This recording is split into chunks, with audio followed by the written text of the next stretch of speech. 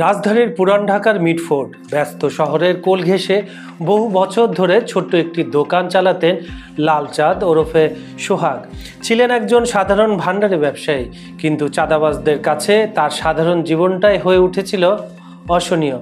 সুপ্রিয় দর্শক, আজকে চাঞ্চল্যকর সেই ব্যবসায়ী সোহাগ হত্যাকাণ্ড নিয়ে আমরা আপনাদের সামনে হাজির হয়েছি।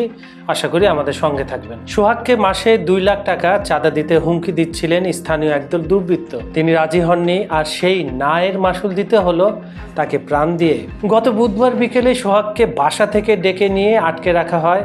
চলে চাপ, হুমকি, শেষ পর্যন্ত নির্মমভাবে পাথর দিয়ে পিটিয়ে হত্যা করা হয় ব্যবসায়ী সোহাগকে, যা ছিল খুবই করুণ। এদিকে নিহতের পরিবার বলছে, যুবদল সমর্থিত সন্ত্রাসী মহিন, রবিন ও তাদের সহযোগীরাই এই হত্যাকাণ্ড ঘটিয়েছে। সিসিটিভি ফুটেজেও তাদের দেখতে পাওয়া গেছে। নাম থাকা সত্ত্বেও এজাহারে বাদ পড়েছে অনেক মূল আসামির নাম। র্যাব ও পুলিশ একত্রে এখনো পর্যন্ত গ্রেপ্তার করেছে 5 জনকে। তবে পরিবার বলছে, যারা মূল হোতা তারা এখনো ধরাছোঁয়ার বাইরে। দেশ জুড়ে প্রতিবাদ, নিন্দার ঝড়। প্রশ্ন একটাই, কতকাল সাধারণ মানুষের রক্তে রাঙবে চাঁদাবাজদের রাজত্ব? চাঁদার জন্য প্রাণ দিতে হলো একজন নিরীহ ব্যবসায়ীকে। এ যেন মাফিয়ার হাতে বন্দি সুন্দর এই আমার ঢাকা শহরটি।